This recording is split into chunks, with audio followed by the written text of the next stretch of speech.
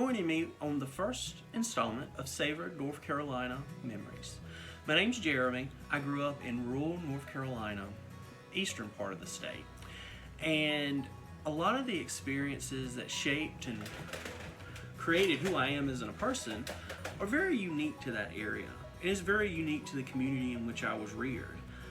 As I grew older and I moved away from that place, a lot of people would stop and stare and ask me questions about certain things that I thought were completely normal, but to them were totally bizarre. I had a friend one time that came over and he said, "What are you cooking?" I said, "Oh, I'm boiling a chicken." He says, "Well, what are you cooking?" I said, "I don't know. I have an hour to figure it out." We don't grow up with planned recipes. It's what do you have and what are you going to make with it. We don't go to the store to just select the ingredients for the meal that night. It's you go to your pantry, you go to your garden and see what you got, and that's what you're going to eat. Anyway, I hope to be able to share some of those thoughts, stories, memories, and just day-to-day life with you that you may find enjoyable or you can relate to. Today we're going to talk about something that is very traditional where I grew up. Watermelon rind pickle. Yep, you heard me correct. The rind, not the flesh. It can be eaten, and it actually is very tasty. I have some friends that grew up in New York State. The first time they tried it, they were skeptical, and now it's one of their favorite things to eat. Watermelon rind pickle played an important part because it takes a little time to make it. It's not something back then you could just run to the store and get. While I like to make my own just for those tastes of memories. I hope you enjoy this. If you have any questions, please leave a comment below and I'll do my best to answer them. If you are a seasoned YouTube viewer, please understand. I am trying my best. All this is completely brand new to me as far as taping, editing. I'm open to any comments, constructive criticism there is. Everybody's welcome. Please be kind. Please be respectful.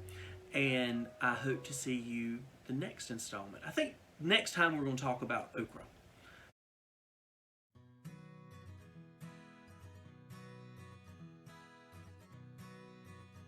So a really poor start at trying to keep up and tape things for you guys, but here you go. So I am making watermelon rind pickle, and I should have shown you a photo or video of starting the process, and I forgot.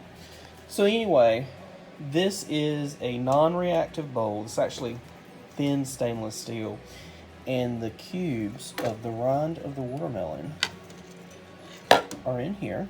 My hands are clean, they're washed.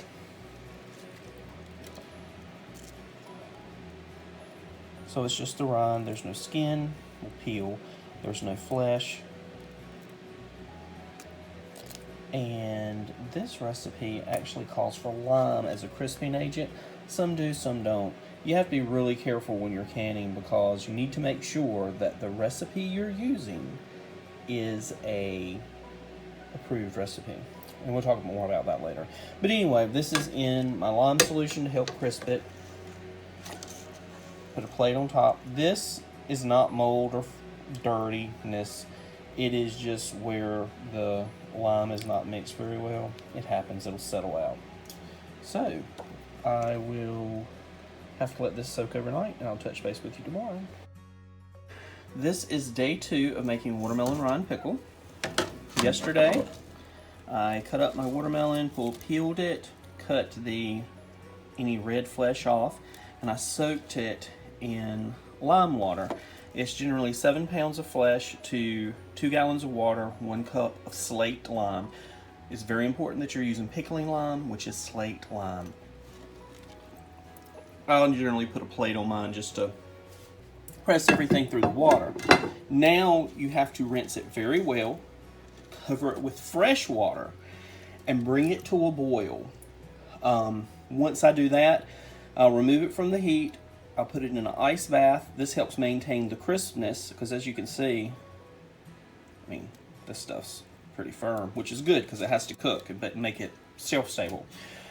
And I'll make a syrup. It'll sit in the syrup overnight, and then tomorrow we'll do the final step. So right now I am going to go ahead and wash this thoroughly in my sink.